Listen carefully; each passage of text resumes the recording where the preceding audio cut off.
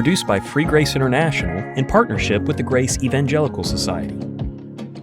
Sometimes people say it's not enough to simply believe in Jesus for this free gift of salvation. And they cite James 2, verse 19 to show that. And 2:19 says, "You believe that there is one God, you do well. Even the demons believe and tremble."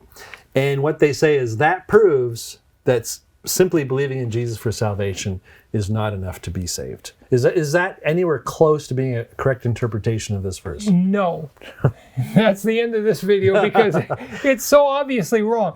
I mean, first of all, there's a question on whether these words of James or the objector. Right. The objector starts in verse 18, and I think the words of the objector end in verse 20 because then James says, "But do you want to know, O foolish man?" Right. O foolish man is the objector.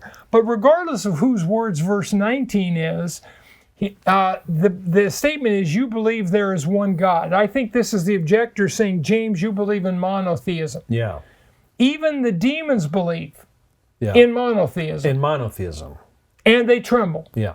Okay, well, the point is, seemingly, that you have orthodox belief and you do well. Mm-hmm. They have orthodox belief and they don't do well. Mm-hmm. And so their point is there's no necessary connection, I think, between what you believe and what you do. But the point that a lot of people make, that they call this demon faith, Yeah. the question I would ask is, okay, do demons really believe in monotheism or not? Sure. Of course they do, Yeah. right? I mean, they believe in God. They Yeah. believe in monotheism. They know Jesus is the Son of God. Mm-hmm. They when he comes up, they identify him as the Yeah. Son of God, right? Mm-hmm. And they said, "Have you come to torment us before the time?" Yeah. They believe there's going to be torment at the end of the age, and after the millennium, Yeah. they'll be tormented. And so demons actually believe that. In fact, I would go so far, even though that's not the point of this text, the demons believe that any living human being who believes in Jesus has everlasting life that can never be lost. They believe the promise of life is true. Right, just like Satan does. Yeah. In Luke chapter 8 and verse 12, Satan snatches away the seed lest they should believe and be saved. Right. Now, the demons know that doesn't apply to them because they're not living human beings. Sure. But the truth is, they do know that human beings who believe in Jesus are secure forever. Right. So the demons are more orthodox than a lot of people who talk about demon faith. Mm-hmm.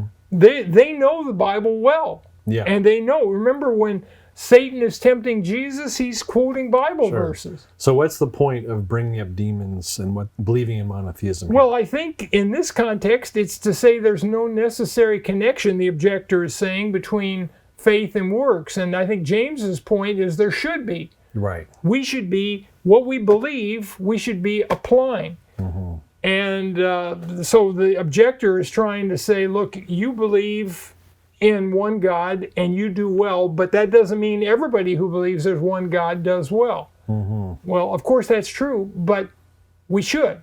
Right. And of course, ultimately, the issue is we're not born again by believing in monotheism. That's not the point of this text. Yeah. We're born again by believing in Jesus for the free gift of everlasting life. So James is going to say, just as he's been saying all along in his epistle, don't just be a hearer, do a doer. And Absolutely. that assumes that it's possible to just be a hearer and Right. not a doer. Exactly. And this kind of confirms that. It doesn't disconfirm that. We may not put our faith into practice, but we should. But we should. And if we don't, we'll reap the consequences. Right. And not eternal condemnation, that's impossible, but judgment in this life and some consequences at the judgment seat of Christ. Well, if you want to read more about that, check out Zane Hodge's commentary on James, available at our website at faithalone.org. Thanks, Bob. Thanks, Sean. Produced by Free Grace International in partnership with the Grace Evangelical Society. For more Free Grace content, visit GES's website at faithalone.org and FGI's website at freegrace.in.